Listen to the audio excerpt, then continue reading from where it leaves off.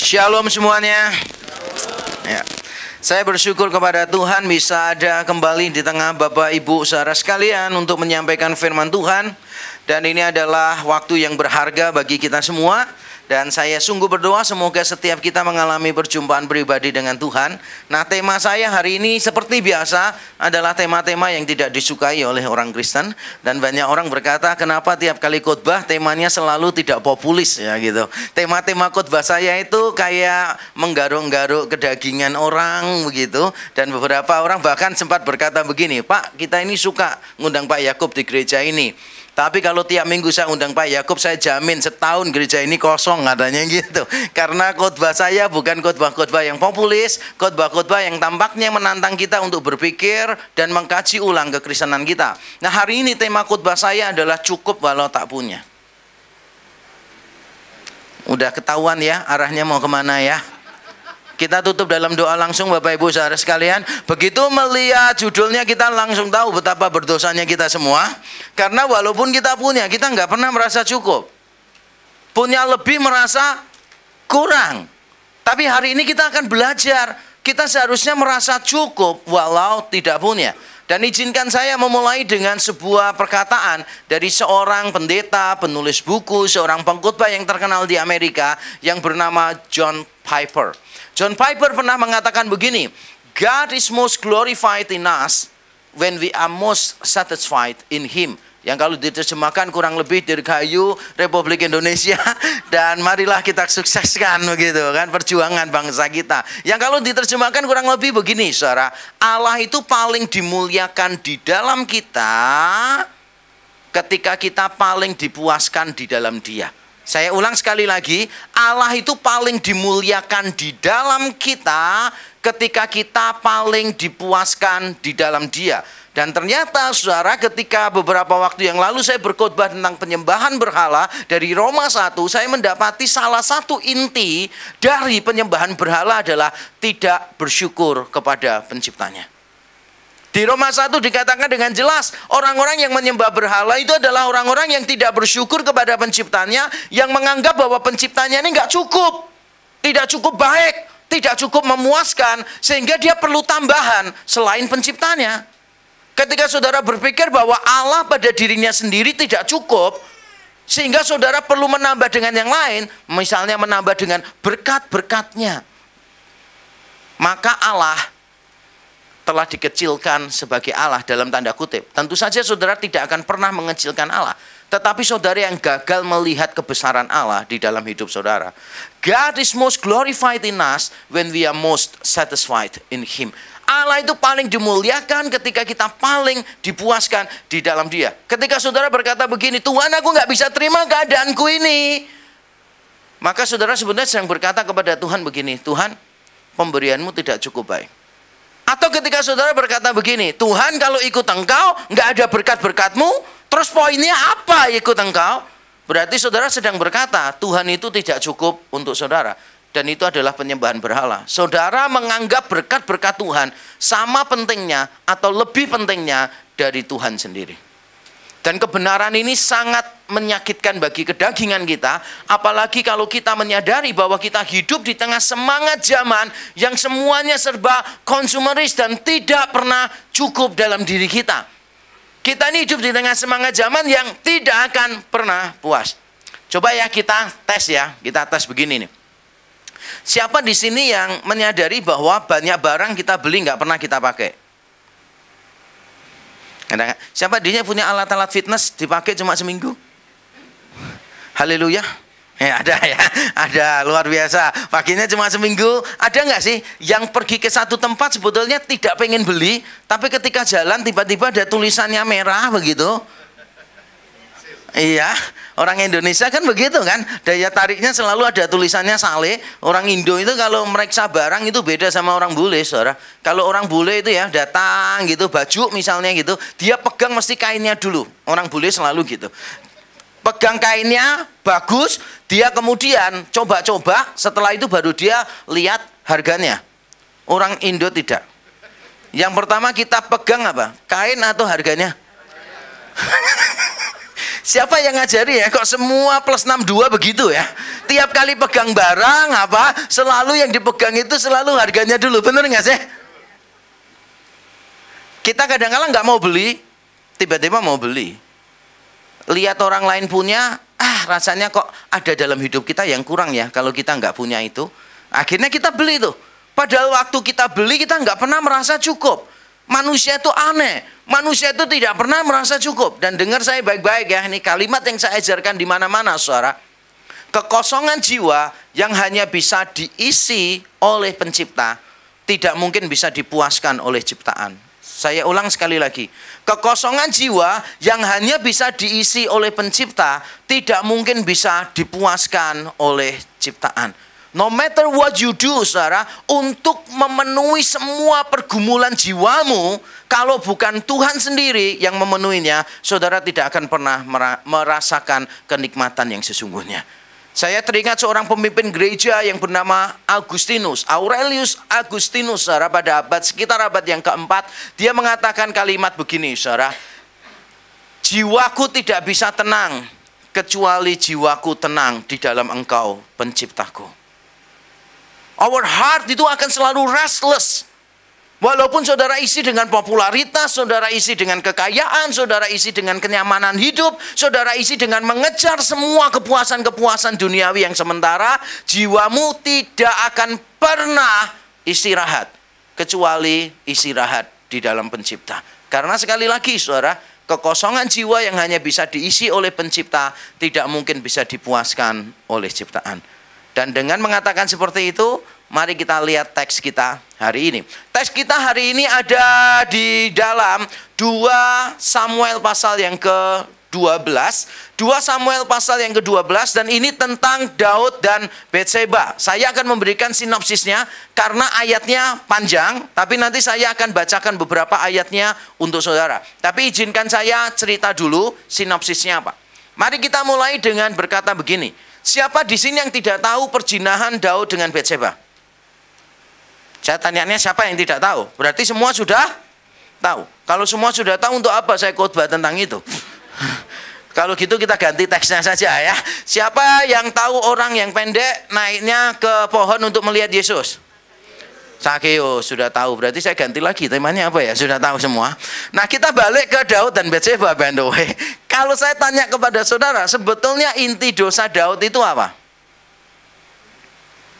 Apa yang paling menjijikkan di dalam dosanya Daud? Zina. Apa? Sombong katanya. Apa lagi? Membunuh gitu. Apa lagi? Apa lagi? Bingung? Kalau bingung saya kasih tahu ceritanya sebentar, langsung singkat ya. Daud itu pada waktu di atas soto istananya jalan-jalan, kemudian dia lihat, loh kok ada orang mandi. Karena zaman dulu itu kamar mandi memang nggak ada tutupnya. Dan saya masih merasakan zaman-zaman itu. Waktu saya pertama kali sekolah Alkitab di Surabaya. Saya dari Semarang pergi ke Surabaya. Asrama kami itu yang laki-laki di lantai 5 begitu kan. Dan tiap sore saya tuh di jendela begitu ngerasakan angin. Karena panas sekali di dalam kamar itu 21 orang, bayangin saudara. Satu kamar 21 orang gitu. Jadi saya cari angin-angin sore-sore gitu waktu pertama kali datang. Saya itu diteriakin orang itu dari bawah, saya nggak sadar saudara. Orang-orang tuh teriak, terus saya itu nggak ngerti karena kan saya baru datang kan. Ternyata orang-orang di bawah di kampung itu perempuannya mau mandi gitu loh. Dan dia nggak bisa mandi karena saya ada di situ. Saya padahal nggak lihat saudara gitu kan. Justru karena mereka teriak, saya jadi tahu jam-jam mereka kapan mandi. Bukan. Jadi saya mengerti bahwa oh ternyata kamar mandi kalau di kampung itu kadang-kala tidak pakai penutup. Ada yang mungkin masih merasakan, yang dari kampung mungkin paham ya maksud saya. Kamar mandinya itu benar-benar nggak ada atapnya. Jadi Daud ketika lihat dari atas istananya, lu ada perempuan kok cantik, kok lagi mandi. Lalu dipanggil ke istana. Lalu Daud berzina dengan Betseba. Ketika berzina, Betsebanya itu hamil gitu. Alkitab tidak memakai kata hamil, tapi dari apa yang dilakukan oleh Daud, kita tahu Daud sedang membuat sebuah konspirasi, sebuah alibi, sebuah tipu muslihat untuk menutupinya. Yaitu dengan cara apa? Suaminya Betseba yaitu Uria disuruh pulang dari peperangan, disuruh pulang. Tujuannya apa sih? Supaya nanti berhubungan badan dengan istrinya. Sehingga nanti kalau ada anak, Uria nggak curiga. Apalagi zaman dulu nggak ada tes DNA kan ya, nggak ada CCTV kan ya. Jadi dia pikir pasti tidak akan curiga. Sebab kalau nggak disuruh pulang, bayangin nggak sih? Uria itu kalau prajurit dulu berperang itu bisa tahunan, bisa setahun dia perang, bisa 2 tahun dia perang. Waktu balik ada anak kecil manggil dia, papa, papa. Uria apa nggak bingung coba?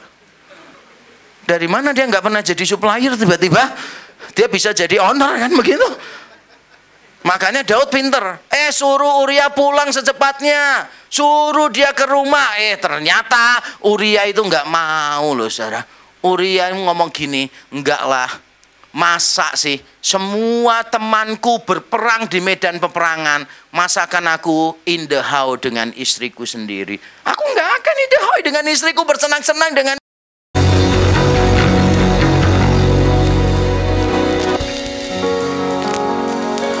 Kami berserah kepadamu dengan tenang walaupun dalam keadaan yang tidak nyaman. Karena kami tahu Tuhan tidak pernah menjanjikan kenyamanan, tapi Tuhan memberikan rasa aman kepada kami. Dimanapun kami berada, Tuhan ingatkan kami. Tidak peduli jalan seperti apa yang kami lalui, yang penting dengan siapa kami berjalan. Selama kami berjalan dengan Yesus Kristus, Gembala Agung kami yang hidup, maka lembah kekelaman menjadi tempat yang paling aman. Dan kami bersyukur Tuhan menyertai kami senantiasa. Terima kasih ya Tuhan. Sebentar kami akan mendengarkan firman-Mu, kami berdoa. Kiranya Tuhan berbicara kepada kami. Roh Kudus, berbicaralah kepada setiap kami ya Tuhan. Mampukan kami bukan cuma untuk mengerti, tetapi juga menerima firman-Mu dalam hati kami. Dan izinkan kami, orang-orang yang berdosa ini, mengalami perjumpaan pribadi dengan Tuhan. Perjumpaan yang akan mengubahkan hidup kami untuk selama-lamanya. Terima kasih Tuhan. Kiranya Injil Yesus Kristus yang benar dan menyelamatkan, kematian dan kebangkitannya, penebusannya yang sempurna dan beranugerah, kiranya diberitakan di tengah-tengah kami. Terima kasih Tuhan. Kami bersyukur kepadamu. Di dalam nama Tuhan Yesus Kristus kami berdoa dan mengucap syukur. Semua yang siap mendengarkan firman katakan amin, amin, amin, amin. Silakan duduk kembali Bapak Ibu saudara sekalian.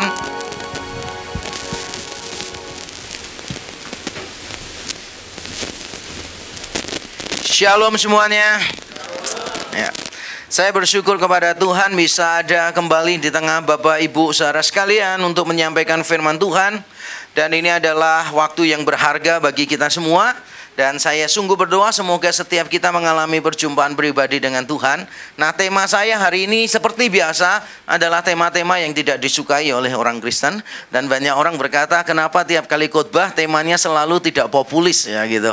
Tema-tema khotbah saya itu kayak menggaruk-garuk kedagingan orang begitu. Dan beberapa orang bahkan sempat berkata begini, Pak, kita ini suka ngundang Pak Yakub di gereja ini. Tapi kalau tiap minggu saya undang Pak Yakub, saya jamin setahun gereja ini kosong katanya gitu. Karena khotbah saya bukan khotbah-khotbah yang populis, khotbah-khotbah yang tampaknya menantang kita untuk berpikir dan mengkaji ulang kekristenan kita. Nah, hari ini tema khotbah saya adalah cukup walau tak punya. Udah ketahuan ya arahnya mau kemana ya. Kita tutup dalam doa langsung Bapak Ibu saudara sekalian. Begitu melihat judulnya kita langsung tahu betapa berdosanya kita semua. Karena walaupun kita punya, kita nggak pernah merasa cukup. Punya lebih merasa kurang. Tapi hari ini kita akan belajar. Kita seharusnya merasa cukup walau tidak punya. Dan izinkan saya memulai dengan sebuah perkataan dari seorang pendeta, penulis buku, seorang pengkhotbah yang terkenal di Amerika yang bernama John Piper. John Piper pernah mengatakan begini, God is most glorified in us when we are most satisfied in Him. Yang kalau diterjemahkan kurang lebih Dirgahayu Republik Indonesia, dan marilah kita sukseskan begitu kan perjuangan bangsa kita. Yang kalau diterjemahkan kurang lebih begini, saudara, Allah itu paling dimuliakan di dalam kita ketika kita paling dipuaskan di dalam Dia. Saya ulang sekali lagi, Allah itu paling dimuliakan di dalam kita ketika kita paling dipuaskan di dalam Dia. Dan ternyata saudara, ketika beberapa waktu yang lalu saya berkhotbah tentang penyembahan berhala dari Roma 1, saya mendapati salah satu inti dari penyembahan berhala adalah tidak bersyukur kepada penciptanya. Di Roma 1 dikatakan dengan jelas, orang-orang yang menyembah berhala itu adalah orang-orang yang tidak bersyukur kepada penciptanya, yang menganggap bahwa penciptanya ini nggak cukup, tidak cukup baik, tidak cukup memuaskan, sehingga dia perlu tambahan selain penciptanya. Ketika saudara berpikir bahwa Allah pada dirinya sendiri tidak cukup, sehingga saudara perlu menambah dengan yang lain, misalnya menambah dengan berkat-berkatnya, maka Allah telah dikecilkan sebagai Allah dalam tanda kutip. Tentu saja saudara tidak akan pernah mengecilkan Allah, tetapi saudara yang gagal melihat kebesaran Allah di dalam hidup saudara.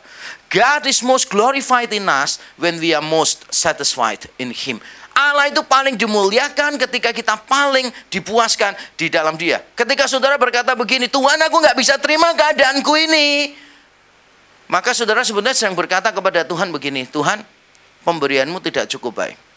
Atau ketika saudara berkata begini, Tuhan, kalau ikut Engkau nggak ada berkat-berkatmu, terus poinnya apa ikut Engkau? Berarti saudara sedang berkata, Tuhan itu tidak cukup untuk saudara.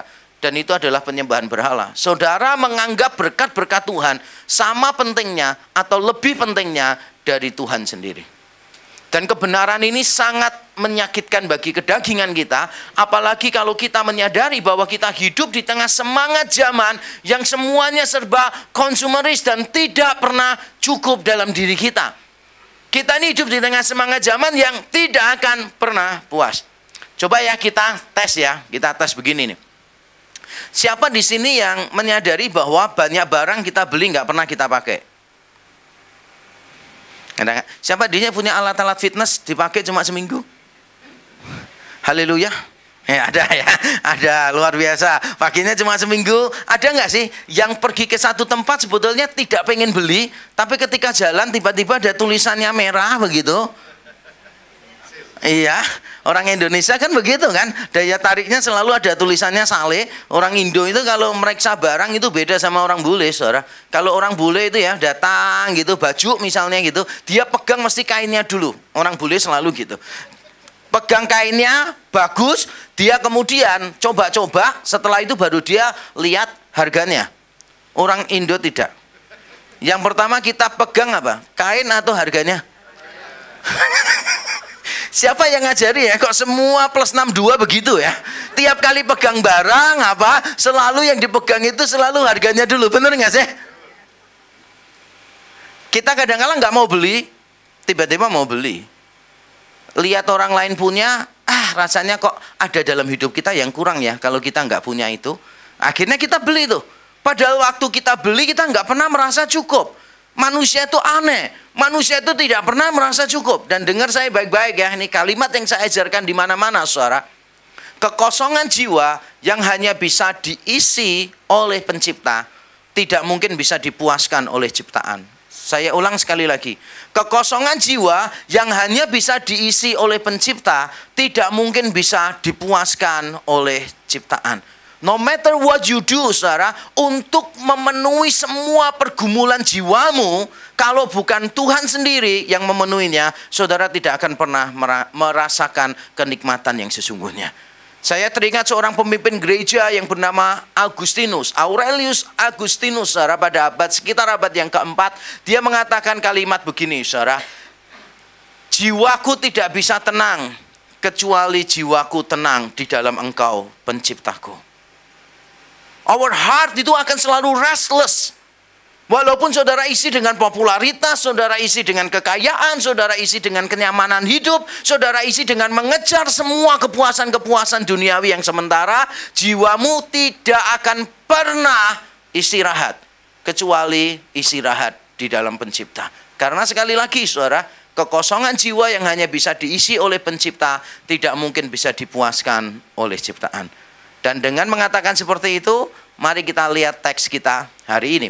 Teks kita hari ini ada di dalam 2 Samuel pasal yang ke 12, 2 Samuel pasal yang ke-12, dan ini tentang Daud dan Batseba. Saya akan memberikan sinopsisnya karena ayatnya panjang, tapi nanti saya akan bacakan beberapa ayatnya untuk saudara. Tapi izinkan saya cerita dulu sinopsisnya apa. Mari kita mulai dengan berkata begini. Siapa di sini yang tidak tahu perjinahan Daud dengan Batseba? Saya tanyanya siapa yang tidak tahu? Berarti semua sudah tahu. Kalau semua sudah tahu, untuk apa saya khotbah tentang itu? Kalau gitu kita ganti teksnya saja ya. Siapa yang tahu orang yang pendek naiknya ke pohon untuk melihat Yesus? Zakheus, sudah tahu. Berarti saya ganti lagi temanya apa ya? Sudah tahu semua. Nah, kita balik ke Daud dan Batseba, by the way. Kalau saya tanya kepada saudara, sebetulnya inti dosa Daud itu apa? Apa yang paling menjijikkan di dalam dosanya Daud? Zina, apa? Sombong katanya, apa lagi? Membunuh gitu, apa lagi? Apa lagi? Bingung? Kalau bingung saya kasih tahu ceritanya sebentar, langsung singkat ya. Daud itu pada waktu di atas soto istananya jalan-jalan, kemudian dia lihat, loh kok ada orang mandi. Karena zaman dulu itu kamar mandi memang nggak ada tutupnya. Dan saya masih merasakan zaman-zaman itu. Waktu saya pertama kali sekolah Alkitab di Surabaya. Saya dari Semarang pergi ke Surabaya. Asrama kami itu yang laki-laki di lantai 5 begitu kan. Dan tiap sore saya tuh di jendela begitu ngerasakan angin. Karena panas sekali di dalam kamar itu 21 orang, bayangin saudara. Satu kamar 21 orang gitu. Jadi saya cari angin-angin sore-sore gitu waktu pertama kali datang. Saya itu diteriakin orang itu dari bawah, saya nggak sadar saudara. Orang-orang tuh teriak, terus saya itu nggak ngerti karena kan saya baru datang kan. Ternyata orang-orang di bawah di kampung itu perempuannya mau mandi gitu loh. Dan dia nggak bisa mandi karena saya ada di situ. Saya padahal nggak lihat saudara gitu kan. Justru karena mereka teriak, saya jadi tahu jam-jam mereka kapan mandi. Bukan. Jadi saya mengerti bahwa oh ternyata kamar mandi kalau di kampung itu kadang-kala tidak pakai penutup. Ada yang mungkin masih merasakan, yang dari kampung mungkin paham ya maksud saya. Kamar mandinya itu benar-benar nggak ada atapnya. Jadi Daud ketika lihat dari atas istananya, lu ada perempuan kok cantik, kok lagi mandi. Lalu dipanggil ke istana. Lalu Daud berzina dengan Batseba. Ketika berzina, Batsebanya itu hamil gitu. Alkitab tidak memakai kata hamil, tapi dari apa yang dilakukan oleh Daud, kita tahu Daud sedang membuat sebuah konspirasi, sebuah alibi, sebuah tipu muslihat untuk menutupinya, yaitu dengan cara apa? Suaminya Batseba yaitu Uria disuruh pulang dari peperangan, disuruh pulang. Tujuannya apa sih? Supaya nanti berhubungan badan dengan istrinya. Sehingga nanti kalau ada anak, Uria nggak curiga, apalagi zaman dulu nggak ada tes DNA kan ya, nggak ada CCTV kan ya. Jadi dia pikir pasti tidak akan curiga, sebab kalau nggak disuruh pulang, bayangin nggak sih? Uria itu kalau prajurit dulu berperang itu bisa tahunan, bisa setahun dia perang, bisa 2 tahun dia perang. Waktu balik ada anak kecil manggil dia, papa, papa. Uria apa nggak bingung coba? Dari mana dia nggak pernah jadi supplier tiba-tiba dia bisa jadi owner kan begitu. Makanya Daud pinter. Suruh Uria pulang secepatnya. Suruh dia ke rumah. Ternyata Uria itu nggak mau loh saudara. Uria ngomong gini, enggak lah. Masa sih semua temanku berperang di medan peperangan, masakan aku in the house dengan istriku sendiri. Aku nggak akan in the house dengan istriku bersenang-senang dengan sementara aku dan temanku berperang di sana. Saya nggak paham ya perasaan Daud waktu mendengar itu. Karena Daud sedang in the house dengan Batseba ketika semua tentaranya berperang di sana. Sekarang salah satu tentaranya yang bernama Uria berkata begini, aku tidak pantas bersenang-senang dengan istriku, padahal istrinya sendiri loh ya. Sementara teman-temanku berperang di sana. Lalu Daud pikir, oke, dibuat mabuk saja. Nanti kalau dibuat mabuk, pasti dia akan pulang ke rumah dan tanpa sadar melakukan itu. Ternyata tidak. Bahkan di tengah mabuknya, Uria memilih tidur di istana. Jadi pertanyaannya, yang lebih mabuk Uria atau Daud? Daud tidak mabuk oleh alkohol, tetapi dia mabuk oleh hawa nafsu. Uria mabuk oleh alkohol, tapi tetap dia bisa menahan hawa nafsu. Ini ironis banget. Kemudian Daud berkata, wah ini nggak bisa ini, nanti ketahuan ini. Akhirnya Daud menulis surat kepada jenderalnya yang dibawa oleh Uria. Saya nggak bisa bayangkan ya. Seandainya Uria tahu, dia yang membawa surat itu dan dia tahu isinya apa. Dan isinya adalah, tempatkan Uria di barisan yang paling depan supaya dipastikan dia mati dalam peperangan. Sehingga tidak akan ada yang tahu apa yang dilakukan oleh Daud. Coba saudara perhatikan begini, seandainya saudara hakim, saudara akan memberikan hukuman apa kepada Daud? Kenapa? Oh iya, ini tingkat 1 loh ya. Pembunuhan berencana tingkat 1 dan ada unsur perzinahannya. Sehingga kalau kita disuruh untuk memilih kira-kira hukuman yang paling pantas apa? Saya yakin di antara kita setuju kok. Yang paling pantas adalah hukuman mati. Benar nggak sih? Nah sekarang kalau kita sudah tahu ceritanya, sekarang mari coba kita akan lihat inti dari ceritanya ini. Ya, sebetulnya inti dosa Daud itu apa? Banyak orang berkata begini, inti dosanya Daud itu adalah malas karena semuanya perang, dia nggak mau perang. Itu ada dosen perjanjian lama pernah khotbah begitu, saya dengarkan. Tapi ketika saya melihat teguran Nathan kepada Daud, tidak ada kata malas sama sekali yang muncul. Sebaliknya, ini dia tegurannya ya. Inti dosa Daud adalah ini. Ayat 9. Mengapa engkau menghina Tuhan dengan melakukan apa yang jahat di matanya? Uria orang Het itu kau biarkan ditewaskan dengan pedang, istrinya kau ambil menjadi istrimu, dan dia sendiri telah kau biarkan dibunuh oleh pedang Bani Amon. Oleh sebab itu pedang tidak akan menyingkir dari keturunanmu sampai selamanya, karena engkau telah menghina Tuhan, menghina aku, dan mengambil istri Uria orang Het itu untuk menjadi istrimu. Kemudian ayat yang ke-14, walaupun demikian, karena engkau dengan perbuatan ini telah sangat menista Tuhan, pastilah anak yang lahir bagimu itu akan mati. Jadi inti dosa Daud adalah dia menghina Tuhan, dia menista Tuhan. Walaupun kata yang dipakai sedikit berbeda, tetapi artinya mirip sebetulnya. Menghina dan menista itu sama. Daud menista Tuhan. Jadi kalau kita lihat perbuatannya Daud itu berzina, menutupi kejahatannya, membunuh orang lain secara berencana. Tapi dibalik semua ini cuma gejala sebetulnya.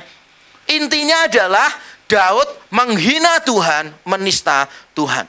Tapi saya yakin dari wajah Bapak Ibu Saudara masih bingung. Menghina Tuhan itu apa?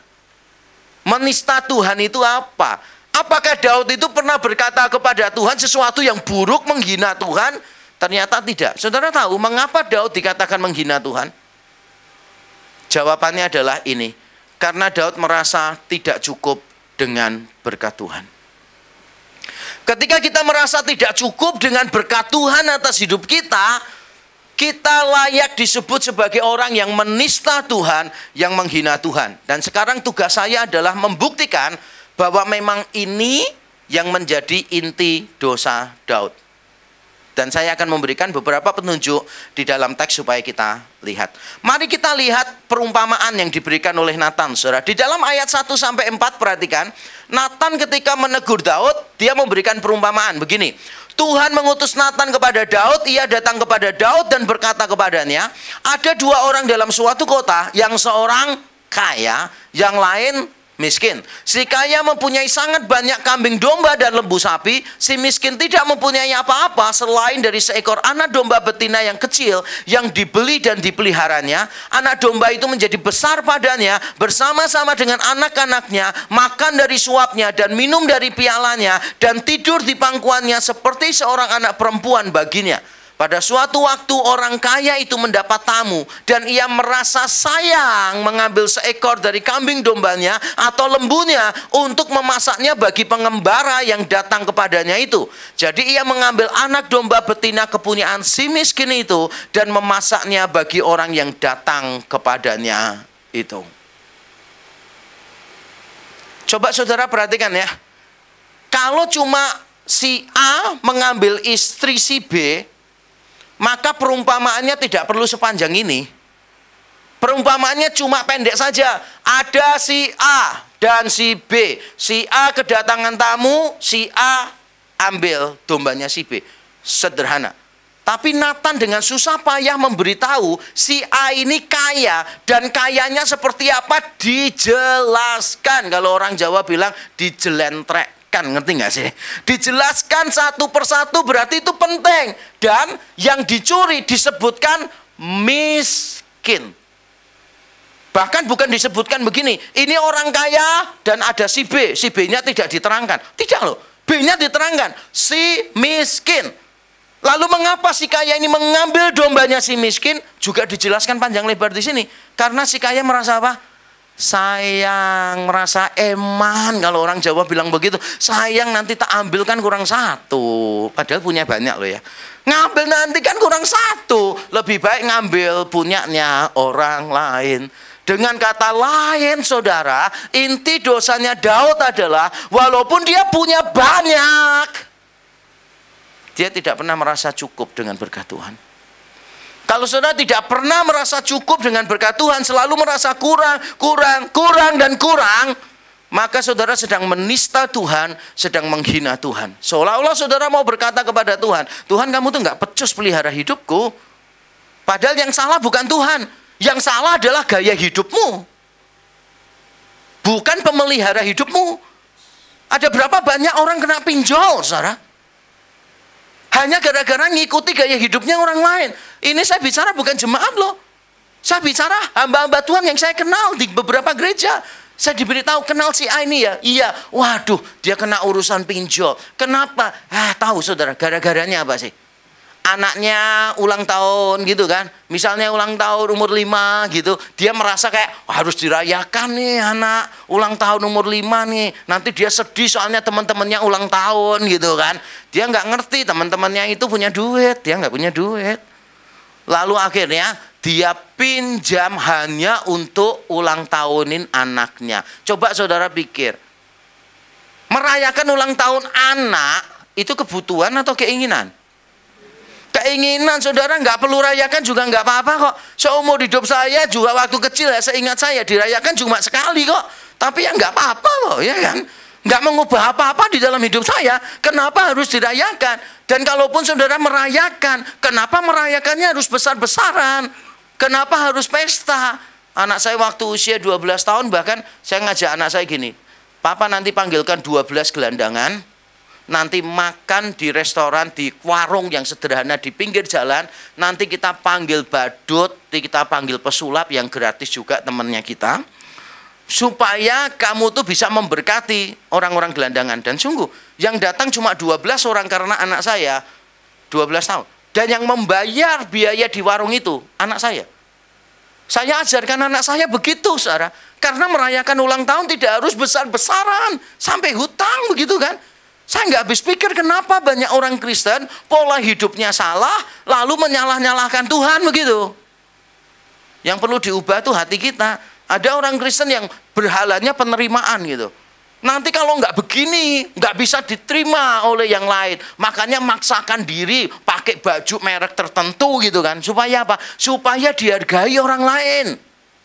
Saya dengerin saya mau kasih tahu. Kalau orang lain menghargai engkau hanya gara-gara apa yang kamu punya, apa yang kamu pakai, maka orang-orang itu tidak pernah menghargai engkau. Justru orang itu menghina engkau. Karena yang lebih penting bagi orang itu what you have, what you wear, what you use, itu yang paling penting bagi mereka. Bukan saudara sendiri yang paling penting. Hati kita yang diubah. Gaya hidup kita yang diubah supaya kita bisa merasa cukup dengan berkat Tuhan. Ada lagi orang yang sukar untuk memberi. Sebab kalau mau memberi selalu, nanti kalau untuk kita kurang bagaimana? Nanti ditambah sama Tuhan berkatnya mau memberi, nanti kalau untuk kita kurang bagaimana?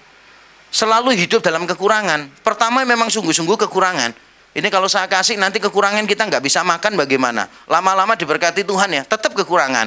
Wah ini kalau kita ambil untuk kasihkan pelayanan, untuk misionaris di pedalaman, nanti kita beli rumah kurang. Loh sekarang bukan untuk makan, beli rumah kurang. Lama-lama diberkati Tuhan, beli villa nanti kurang loh duitnya. Lama-lama beli pesawat pribadi kurang loh ya. Lama-lama saudara, tidak akan bisa bersyukur apa-apa di dalam hidupmu. Makanya saya mengajarkan kepada anak-anak saya dan saya mengajarkan kepada diri saya sendiri. Sebetulnya merasa cukup itu bukan masalah jumlah kok. Merasa cukup itu masalah kesadaran terhadap anugerah. Bukan masalah jumlah, tapi kesadaran terhadap anugerah. Kalau Tuhan baik kepada kita, ya cukup bagi kita. Saya memberikan petunjuk ini sudah cukup jelas nggak sih? Bahwa inti dosanya Daud itu, walaupun punya, tidak merasa cukup. Nah, saya akan memberikan petunjuk tambahan supaya kita semakin yakin. Coba ya, kita lihat responnya dari Nathan. Di ayat 7 dan 8 Nathan berkata begini. Kemudian berkatalah Nathan kepada Daud, engkaulah orang itu.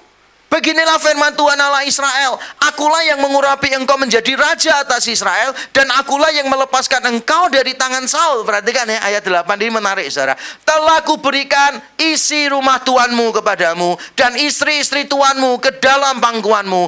Aku telah memberikan kepadamu kaum Israel dan Yehuda. Dan seandainya itu belum cukup, tentu ku tambah lagi ini dan itu kepadamu.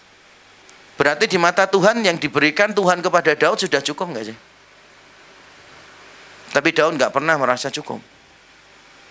Tuhan berkata kalau itu tidak cukup pasti Tuhan akan tambahkan ini dan itu kepadamu, saudara. Kalau sampai hidupmu tidak cukup berarti yang diubah gaya hidupmu diubah.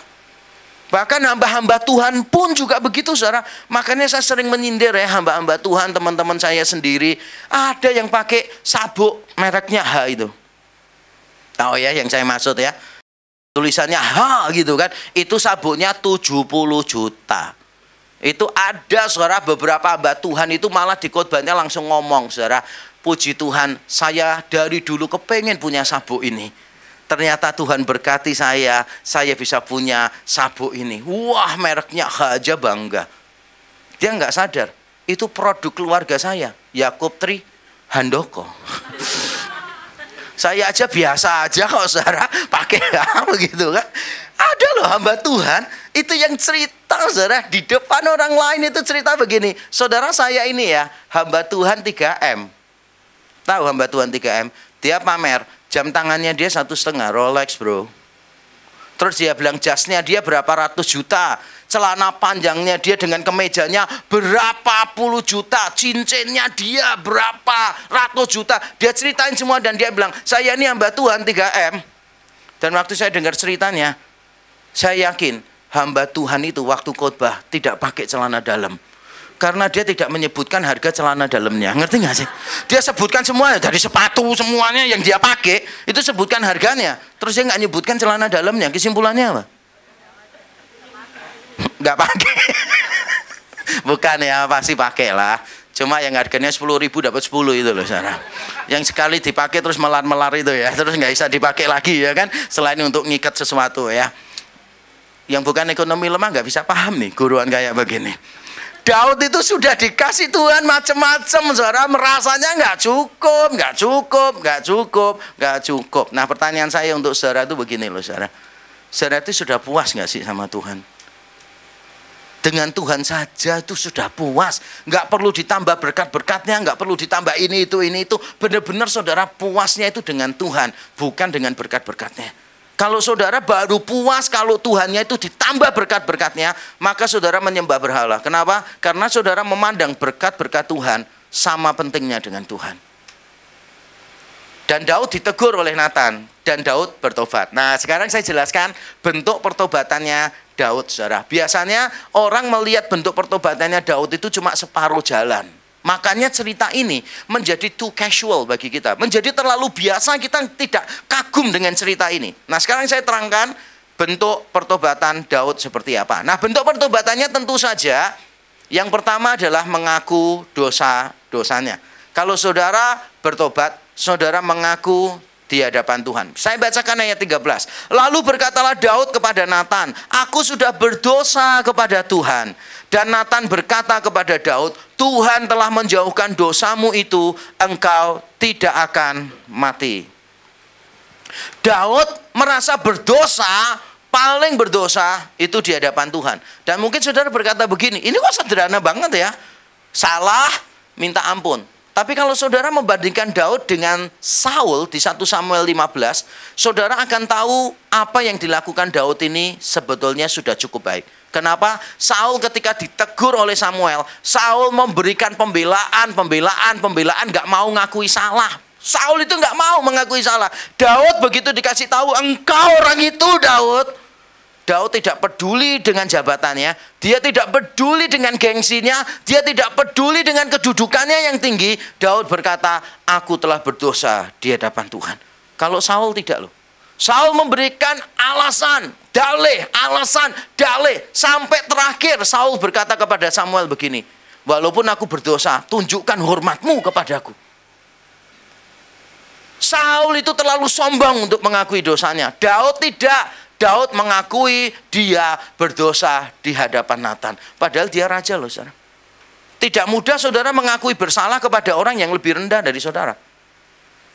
Kalau saudara ngaku salah kepada orang yang jauh lebih tinggi daripada saudara, mungkin gampang. Tapi kepada orang yang saudara anggap lebih rendah dari saudara, meminta maaf itu menjadi hal yang sangat sulit. Karyawan minta maaf kepada bos gampang sih. Bos minta maaf kepada karyawan. Siapa di sini yang jadi orang tua yang pernah minta maaf kepada anaknya? Ada beberapa? Siapa di sini yang anak nggak pernah minta maaf sama orang tuanya? Benar nggak sih? Sebetulnya paling mudah anak minta maaf kepada orang tua, bukan orang tua minta maaf kepada anak. Yang lebih tinggi minta maaf kepada yang lebih rendah, susah.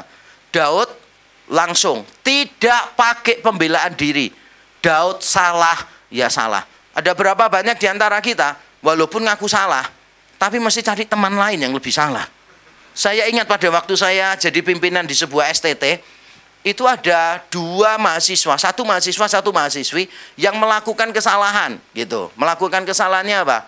Yang cowok ini lempar air ke wajahnya yang perempuan. Terus saya panggil, terus saya tanya, kamu nggak ngerasa salah tak? Melempar sesuatu ke orang lain, apalagi ke wanita lagi. Tahu jawabannya dia apa? Tahu Pak, saya salah Pak. Cuma orang itu omongannya harus dijaga Pak. Ngerti nggak maksudnya? Ya saya salah Pak, cuma yang nyebabin dia. Saya pernah diminta tolong konseling orang, saudara yang dekat dengan saya. Istrinya itu dipukul sama dia. Terus saya bilang, wih, kamu laki-laki kok bisa sih mukul perempuan? Jangan. Aduh.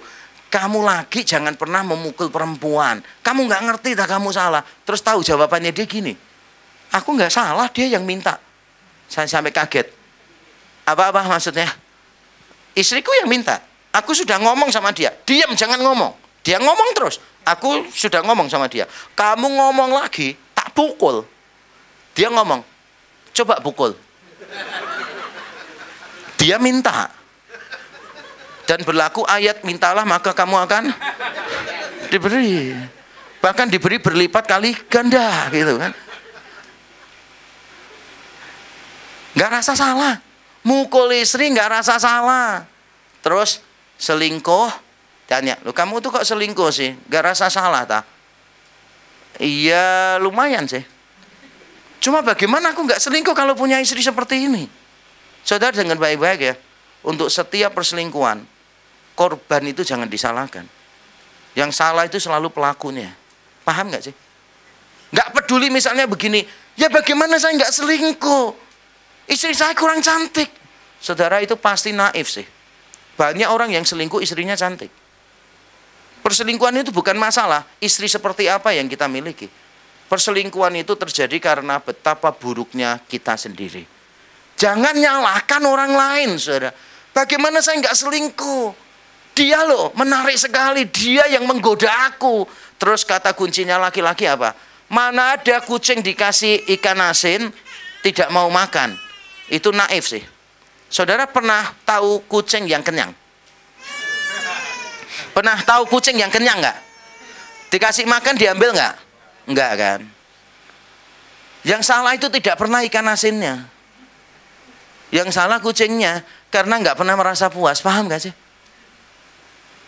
Jadi ketika kita berdosa, akui dosa kita. Jangan nyalahkan orang lain. Ya bagaimana saya bisa lemah lembut Pak kalau dia cara bicaranya begitu? Selalu nyalakan orang lain. Saya itu salah, ya salah Pak. Tapi dia lu keterlaluan. Daud enggak loh. Bayangkan ya seandainya Daud ditegur oleh Nathan. Daud, kamulah orangnya. Daud berkata, makanya kalau punya kamar mandi ditutup gentengnya.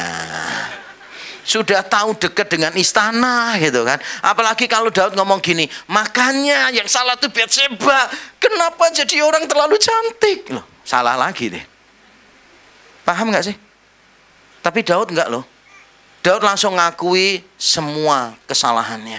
Menurut saya, walaupun dosanya Daud sangat-sangat serius, sangat-sangat buruk, tetapi sikap Daud terhadap dosa sangat baik. Dibanding kita yang dosanya mungkin tidak tampak buruk, tapi sikap kita jauh lebih buruk daripada dosa kita. Kalau ngomong ketus, nggak sampai membunuh sih, cuma melukai hati orang lain. Kita ini nggak terbiasa ngomong baik. Saya juga dulu begitu, kalau ngomong itu selalu ketus, saudara. Misalnya ya, telat ya, mesti gini. Telat itu kan orang lain telat tanya atau mestinya, kenapa telat? Macet ya? Gitu. Enggak, sambil lihat jam gini. Jam berapa nih? Orangnya jawab, yang punya jam siapa? Yang tanya siapa? Kan kamu tahu di tanganmu jam berapa gitu kan. Karena yang negur omongannya ketus gitu. Kadang-kala ya kita ini negur biasa aja cukup loh saudara. Tapi kita selalu memilih kata-kata yang ketus gitu saudara, untuk menyakiti orang lain. Lalu kalau ditegur kita nggak mau menerima teguran itu. Jadi walaupun jenis dosamu mungkin tidak seburuk yang dilakukan Daud, tapi responsmu terhadap dosa jauh lebih buruk daripada Daud.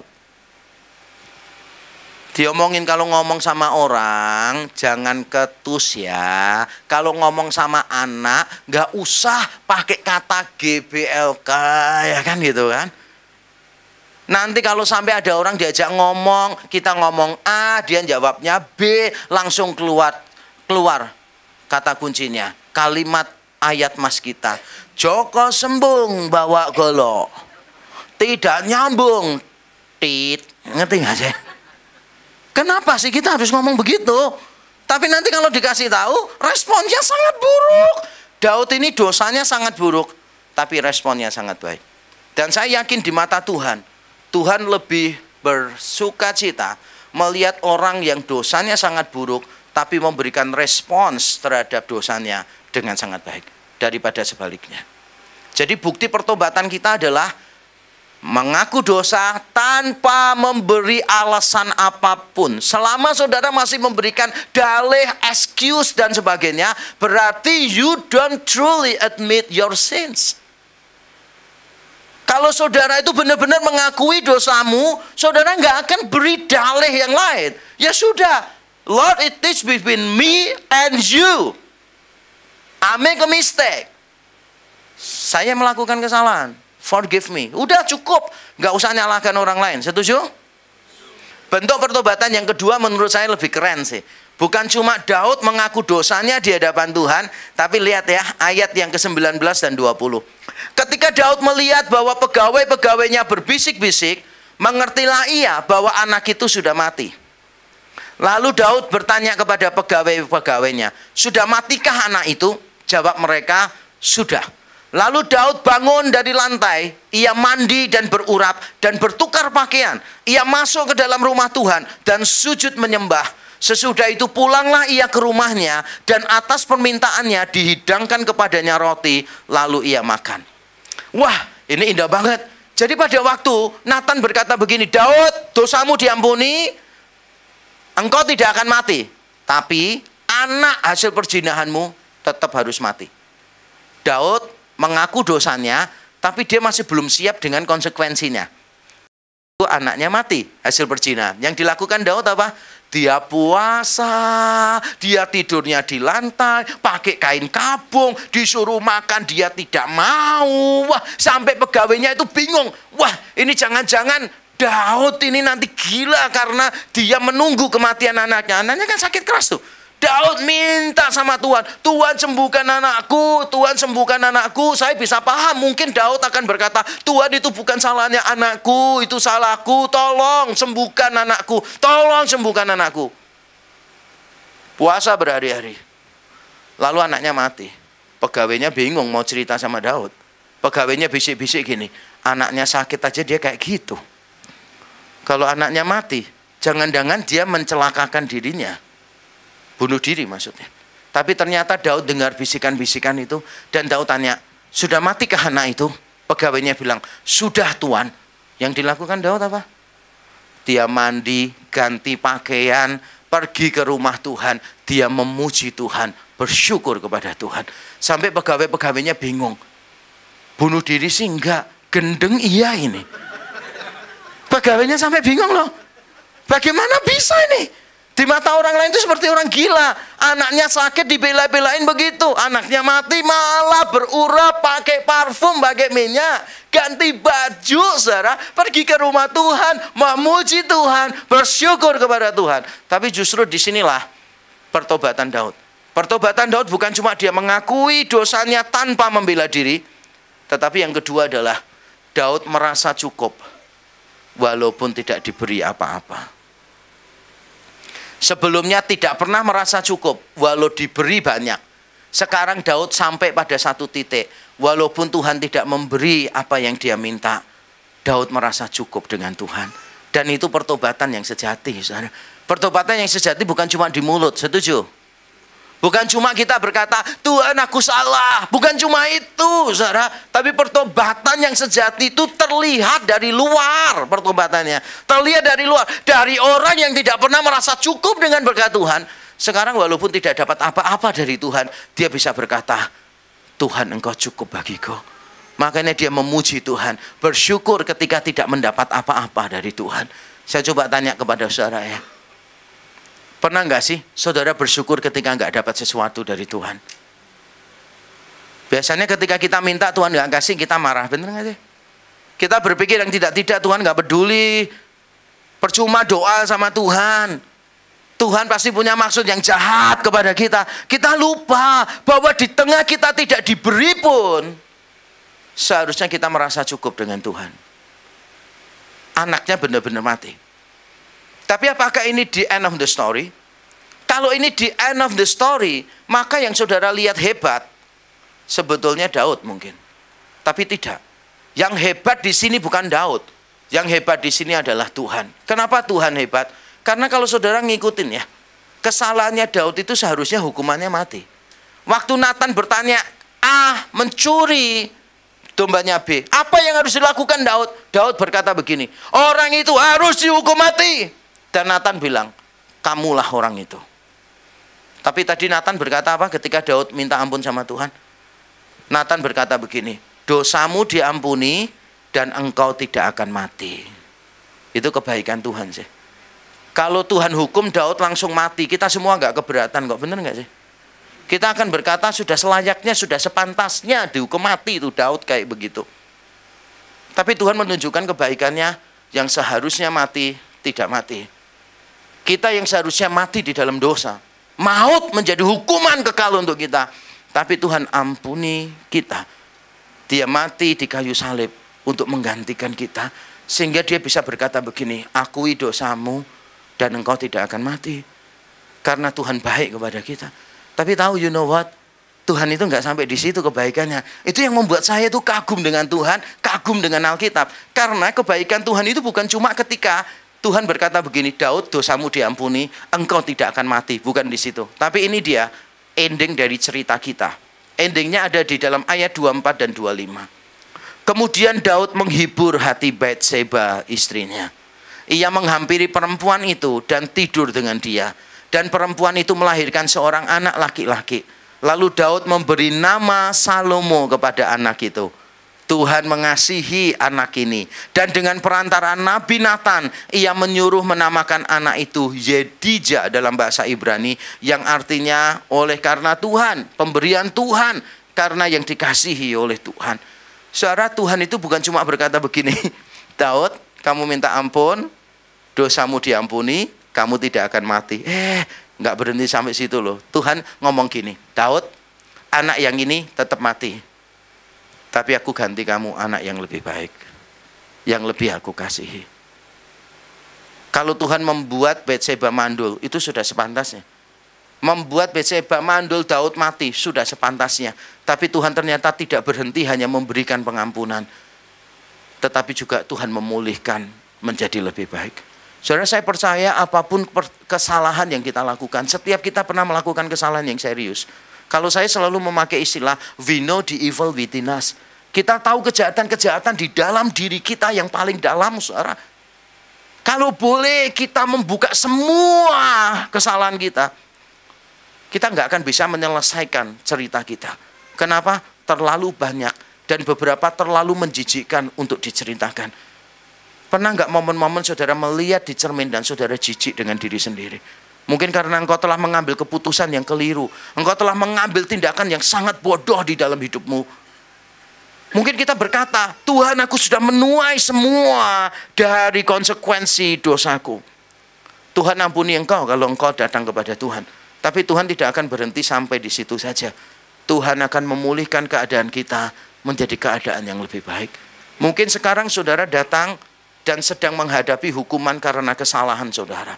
Dan mungkin saudara berkata, Tuhan, ini kesalahanku. Tuhan, aku hancur-hancuran. Tapi saudara tidak akan pernah kehilangan harapan. Karena Allah yang kepadanya kita datang bukan cuma memberikan pengampunan, tetapi memberikan pemulihan kepada kita. Saudara butuh pengampunan karena saudara berdosa. Saudara butuh pemulihan karena Tuhan tahu keadaanmu seperti apa sekarang. Jangan pernah lepas harap. Jangan pernah putus asa, Tuhan jauh lebih baik daripada yang kita kira. Mari datang kepada Tuhan, mohon ampun di hadapannya. Mari kita tunduk kepala, kita berdoa.